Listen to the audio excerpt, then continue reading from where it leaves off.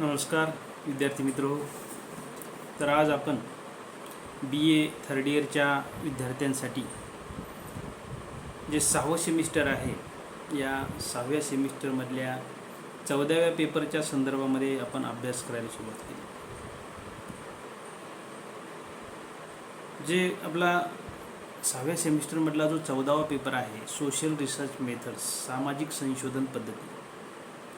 तर या पेपरच्या अनुषंगानं आपण मागच्या काही तासिकांमध्ये अभ्यासक्रमाचा व्यवस्थितपणे अभ्यास केलेला आहे. अभ्यासक्रम काय आहे समजून घेतलेला आहे. त्याचबरोबर आपण पहिल्या प्रकरणामध्ये सुरुवात केली होती, ज्याच्यामध्ये जी काही सोशॉलॉजिकल इन्व्हेस्टिगेशनची टेक्निक्स आहेत त्या टेक्निक्सच्या अनुषंगानं आपण चर्चा करत होतो. डेटा कलेक्शनच्या संदर्भामध्ये जी सामुग्री आपण संशोधनाशी निगडीत असणारी जी आपल्याला कलेक्शन करायची असते त्या संदर्भामध्ये आपण कोणत्या टेक्निक्सचा, कोणत्या साधनांचा आपण यूज केला पाहिजे या अनुषंगानं आपण विचार करत होतो. संशोधकाला जी संशोधनाशी संबंधित माहिती प्राप्त करायची असते ती दोन्ही पद्धतीनं आपल्याला माहिती मिळवता येते. एक प्रायमरी स्वरूपाची माहिती आणि दुसरी सेकंडरी स्वरूपाची माहिती. प्रायमरी स्वरूपाची माहिती आणि सेकंडरी स्वरूपाची माहिती, ज्याला आपण प्रायमरी डेटा आणि सेकंडरी डेटा असं म्हणतो, तर यामध्ये फरक काय आहे? प्रायमरी डेटा कलेक्शनमध्ये आपल्याला जो संशोधक आहे, संशोधकाला स्वतःहून ती माहिती प्राप्त करावी लागते. ती माहिती रेडीमेड नसते. संशोधनाशी निगडीत असणारं जे काही कार्यक्षेत्र आहे, जे काही अभ्यासक्षेत्र आहे, त्या अभ्यासक्षेत्रामध्ये जाऊन आपल्या विषयाच्या अनुषंगानं प्रत्यक्ष त्या ठिकाणी संशोधकाला काम करावं लागतं. वेगवेगळ्या साधनाचा उपयोग करून त्याच्यामध्ये ती माहिती मिळवावी लागते. मग याच्यामध्ये बऱ्याच ठिकाणी ऑब्झर्वेशनचा वापर करावा लागतो, ज्याला निरीक्षण म्हणतो आपण, की ज्याच्यामध्ये डोळे आणि एकंदरीत त्याचा वापर हा अधिक प्रमाणामध्ये होतो. निरीक्षण क्षमता ही त्या संशोधकाची चांगली असावी लागते. आणि एकंदरीतच आपण बघतो की निरीक्षणासारखं तंत्र आहे, मुलाखतसारखी तंत्र आहेत, किंवा प्रश्नावली आहे, किंवा मुलाखत अनुसूची आहे. ही टेक्निक्स संशोधकाला प्रायमरी डेटा कलेक्शनमध्ये वापरावी लागतात. आणि मग त्या संशोधनाच्या उद्देशानुसार ते कोणतं टेक्निक्स वापरायचं ते संशोधकावर अवलंबून आहे. त्याचबरोबर सेकंडरी जो डेटा आहे तर सेकंडरी डेटा कलेक्शनमध्ये संशोधकाला दोन्ही स्वरूपाचे डेटा ही संशोधनाशी आपल्याला लागत असतात. आणि त्यामुळं सेकंडरी डेटा हा आधीच अवेलेबल असतो. त्याला फक्त आपल्या संशोधनाच्या उद्देशानुसार कोणता डेटा आवश्यक आहे त्या अनुषंगाने ती डेटा कलेक्शन करावी लागतात. म्हणून त्याच्यामध्ये वेगवेगळी संदर्भ ग्रंथ असतील, रेफरन्स असतील, टेक्स्टबुक असतील, वेगवेगळे वर्तमानपत्र असतील, वेगवेगळे जीवनचरित्र असतील, किंवा वेगळे जे काही सर्वे असतील, किंवा शासनाचे वेगळे GR असतील, लेटर्स असतील, स्मरणं असतील, किंवा वेगवेगळे ही जी काही इंटरनेटच्या माध्यमातून असेल, ही सगळी सेकंडरी सोर्सेसच्या माध्यमातून डेटा कलेक्शन हा करावा लागतो. ही दोन टेक्निक्स डेटा कलेक्शनच्या आहेत. आणि याच्यामध्ये आपण जे अभ्यासक्रमामध्ये टेक्निक्स आहेत त्याच्यामध्ये ते 3 टेक्निक्सच्या संदर्भामध्ये अभ्यास करायचा आहे, की ज्यामध्ये क्वेश्चनरी आहे, ऑब्झर्वेशन आहे आणि इंटरव्ह्यू आहे. तर याच्यामध्ये आपण क्वेश्चनरीच्या संदर्भामध्ये विचार करू लागलो होतो की क्वेश्चनरी हे जे टेक्निक्स आहे, एक प्रश्नावली आहे. संशोधक आपल्या संशोधनाच्या उद्देशानुसार माहिती मिळण्यासाठी एक प्रश्नांची यादी बनवत असतो, की नेमकं आपल्याला संशोधकाकडून कोणती माहिती लागणार आहे. मग त्या अनुषंगानं मग सामाजिक स्वरूपाचे प्रश्न असतील, आर्थिक स्वरूपाचे प्रश्न असतील, कौटुंबिक स्वरूपाचे प्रश्न असतील, इंडिव्हिज्युअल स्वरूपाचे प्रश्न असतील, पॉलिटिकल असेल, कल्चरल असतील. तर अशा अनुषंगानं प्रत्येक त्या आवश्यकतेनुसार प्रश्नांची यादी बनवावी लागते. आणि त्यानुसार मग ती यादीचं व्यवस्थितपणे मांडणी करून प्रश्नावली तयार करून ती प्रश्नावली संशोधक आपल्या उत्तरदात्यांकडे पाठवत असतो. म्हणून प्रश्नावली हे अतिशय चांगलं टेक्निक्स आहे. परंतु त्याची त्रुटी ही आहे की प्रश्नावलीचा वापर हा फक्त एज्युकेटेड रिस्पॉन्डन्ससाठीच वापरले जाऊ शकते. जे आपले उत्तरदाते सुशिक्षित असतात त्यांनाच ती प्रश्नावली पाठवता येऊ शकते किंवा त्या माध्यमातून. म्हणून अभ्यासाचा उद्देश काय, संशोधनाचं क्षेत्र काय, संशोधनाचा उद्देश काय, त्यानुसार आपण टेक्निक्स वापरत असतो. म्हणून एकंदरीत ही प्रश्नावली जी आहे, प्रश्नावली आपल्याला विस्तृत क्षेत्रामधून जर माहिती कलेक्ट करायची असेल मोठ्या प्रमाणामध्ये, त्या ठिकाणी ही वापरली जाऊ शकते. एज्युकेशन ज्या लोकांना आहे त्या लोकांसाठीही त्याचा वापर केला जाऊ शकतो. म्हणून त्या अनुषंगाने मग प्रश्नावली कशी असावी या संदर्भामध्ये सुद्धा आपण मागच्या लेक्चरमध्ये चर्चा केली होती. आदर्श प्रश्नावलीची वैशिष्ट्ये काय असतात हेही आपण त्या ठिकाणी विचार केला होता, की प्रश्नावली ही फार मोठीही नसावी आणि फार छोटीही नसावी. प्रश्नावलीमध्ये प्रश्न हे सरळ साधे स्पष्ट असली पाहिजेत. प्रश्नावली मध्ये प्रश्नांचं या ठिकाणी स्वरूप हे जसं संरचित असलं पाहिजे, असंरचित असलं पाहिजे, मुक्त स्वरूपाचे प्रश्न असले पाहिजेत, चित्रमय स्वरूप. मग ती संशोधनाच्या उद्देशाने वेगवेगळे प्रकार त्याच्यामध्ये आपण वापरू शकतो. म्हणून एकंदरीतच प्रश्नाचा क्रमसुद्धा हा तर्कसंगत असला पाहिजे, वस्तुनिष्ठ स्वरूपाचे प्रश्न असले पाहिजे, प्रश्नावलीचा आकार योग्य असला पाहिजे. या अनुषंगाने आपण चर्चा केलेली होती.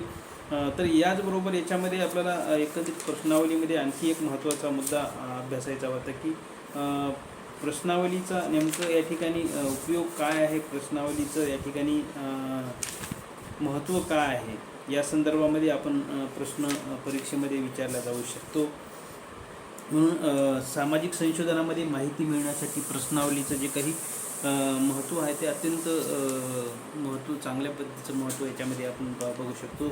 आणि त्याचे विशेष काय आहेत, गुण काय आहेत, या संदर्भामध्येही आपण बघू शकतो, की प्रश्नावलीचा वापर जर आपण संशोधनामध्ये केला तर एकंदरीतच वेळेची बचत ही या ठिकाणी होते. संशोधकाला प्रत्यक्ष कार्यक्षेत्रामध्ये जायची गरज नाही आहे.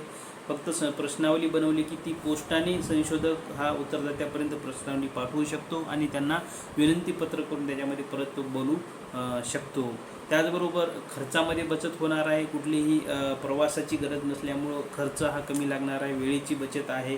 त्याचबरोबर विस्तृत मोठ्या क्षेत्रामधला अभ्यास करण्यासाठी हे शक्य होते. आणि दुसरी गोष्ट म्हणजे याच्यामध्ये संशोधकाच्या प्रभावापासून उत्तरदाता मुक्त असतो. संशोधकानं विचारलेल्या प्रश्नांची उत्तरं मुक्तपणे तो देऊ शकतो. कुठलंही दडपण न घेता, कुठलाही दबाव न घेता तो त्याच्या पद्धतीने ते उत्तरं देऊ शकतो. आणि उत्तरदात्याकडून त्या ठिकाणी मग उत्स्फूर्त स्वरूपाचा प्रतिसाद मिळण्यासाठी आपल्याला त्या ठिकाणी मोठी त्या ठिकाणी सहकार्य होते. त्याचबरोबर आपल्याला जी काही माहिती आहे, गुप्त स्वरूपाची माहितीसुद्धा त्याच्यामध्ये मिळू शकते, इंडिव्हिज्युअल स्वरूपाची माहितीही त्याच्यामध्ये मिळू शकते. आणि एकंदरीतच आपण ती माहिती आपल्या संशोधनासाठी निश्चितच उपयोगी ठरू शकते. आणि उद्दिष्टपूर्ण आपल्या त्या ठिकाणी संशोधनाचं त्या ठिकाणी जे डेटा कलेक्शन आहे ते संकलन करता येऊ शकते. त्याचबरोबर सांख्यिकी विश्लेषण करण्यासाठी सुद्धा त्याचा उपयोग चांगल्या पद्धतीने होतो, डेटा ॲनालिसिससाठी. आणि जी काही अभ्यासामध्ये जी अध्ययनाची पुनरावृत्ती आहे ती टाळता येऊ शकते. पुन्हा पुन्हा प्रश्न विचारण्याची गरज नाही, कारण एकदा आपण विचारपूर्वक प्रश्न तयार केले की ते आपल्याला व्यवस्थितपणे मिळायला लागतात. आणि दुसरी गोष्ट म्हणजे याच्यामध्ये विश्वसनीयता आहे, वस्तुनिष्ठता आहे, ही एक बाब त्याच्यामध्ये आपल्याला दिसते. त्याचबरोबर त्याच्यामध्ये स्वयंप्रशासित आहे. स्वतः आपण त्या ठिकाणी ती प्रश्नावली तयार करत असतो, स्वतः त्याचं संचालक करत असतो, स्वतः त्या ठिकाणी त्याचं ॲनालिसिस करता येणं शक्य होते. म्हणून संशोधकर्त्याला त्या संशोधन क्षेत्रामध्ये जाण्याची गरज नाही, ही एक त्याच्यामध्ये महत्त्वाची बाब आहे.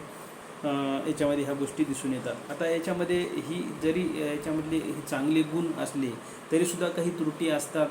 त्या त्रुटीच्या संदर्भात जर आपण विचार केला तर याची एक त्रुटी ही आहे किंवा डिसॲडव्हान्टेज आपण त्याला म्हणतो, की ही केवळ फक्त प्रश्नावली ही जे तंत्र आहे फक्त सुशिक्षित लोकांसाठीच वापरल्या जाऊ शकते. ही एक त्याच्यामध्ये महत्त्वाची त्रुटी आहे. त्याचबरोबर प्रश्नावली परत करण्याचं जे प्रमाण आहे, जे आपल्याला परत येण्याची उत्तरदात्याकडून जी प्रश्नावलीची जी शक्यता आहे ती फार म्हणजे कमी आहे. अनेक उत्तरदाते हे रिस्पॉन्स देत नाहीत. प्रश्नावली आली तर ती गुन्ह्याचं असेल ते बघत नाहीत किंवा त्यांच्याकडे वेळ नसतो म्हणून त्याच्याकडे दुर्लक्ष करतात. त्यामुळं आपल्याला वारंवार ती प्रश्नावली अनेक उत्तरदात्याकडे पाठवावं लागते. त्यामुळे ती एक त्याची अडचण आहे. त्याचबरोबर प्रश्नावलीच्या माध्यमातून आपण उत्तरदात्यांना एखादी अडचण आली तर त्याच्यामध्ये त्याच्या शंकांचं निरसन करू शकत नाही, कारण ती प्रश्नावली डायरेक्ट पोस्टानं पाठवल्यामुळं आपल्यापासून तो दूर असतो आणि त्यामुळं त्याला आपण त्याच्या शंका मनामध्ये असल्या त्याचं निरसन होऊ शकत नाही आणि त्यामुळं प्रश्नावलीतली जी काही प्रश्नांची उत्तरं आहेत ती काही प्रश्नांची उत्तरं आपल्याला मिळत नाहीत, ही एक बाब त्याच्यामधली आपल्याला दिसून येते. त्याचबरोबर आपण बघतो की उत्तरदात्याच्या प्रतिक्रियांची जी काही यथार्थता आहे किंवा जी काही वस्तुनिष्ठता आहे त्याची आपण जी काही यथार्थ वस्तुनिष्ठता शोधता येत नाही, जे काही उत्तर त्यांनी दिलेलं आहे त्यावरच आपल्याला विश्वास ठेवावा लागतो. आणि बऱ्याच वेळेस काय होते की अपूर्ण माहितीसुद्धा प्रश्नावलीमध्ये मिळण्याची शक्यता असते. बऱ्याच वेळेस काही उत्तरदाते नाव टाकतात, 1-2 प्रश्नाचं उत्तर लिहितात आणि पाठवून देतात, त्यामुळं ती प्रश्नावली आपली व्यर्थ जाते आणि त्यामुळं ती माहिती आपल्याला त्याच्यामधून मिळत नाही. कमी स्वरूपाची जी विश्वसनीयता आहे ही एक बाब त्याच्यामध्ये आहे. सर्वसमावेशक माहितीचं संकलन करणं अशक्य आहे, कारण प्रश्न किती बनवायचे, प्रश्नावली किती मोठी ठेवायची याच्यावर मर्यादा असल्यामुळं बरेच प्रश्न हे त्या ठिकाणी राहून जातात. भावनात्मक प्रेरणांचा अभाव आहे. आपण कुठलंही त्या उत्तरदात्याला समोरासमोर फेस टू फेस असल्यामुळं मोटिवेशनच देऊ शकत नाही किंवा तुम्ही आमची माहिती द्या, प्रश्नांची उत्तरं दिली पाहिजे, हे त्याला आपण मोटिवेशन करू शकत नाही. त्यामुळे ती एक त्याच्यामध्ये अडचण आहे.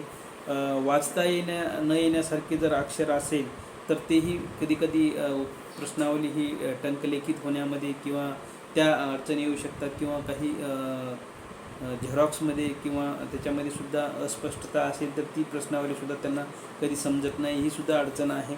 तर अशी काही गुण आणि दोष याच्यामध्ये दिसतात. जरी ही दोष असली तरी आज त्याची जी उपयुक्तता आहे ती खूप मोठ्या प्रमाणामध्ये आहे, हे आपल्याला याच्यातून दिसून येते. हे झालं प्रश्नावलीचं एक टेक्निक संशोधनाशी निगडीत आहे. तर यानंतर आपण पुढच्या लेक्चरमध्ये जे दुसरं टेक्निक्स आहे ऑब्झर्वेशन, तर त्या ऑब्झर्वेशनच्या अनुषंगाने आपण चर्चा करूयात. तोपर्यंत आपण या ठिकाणी थांबू. धन्यवाद.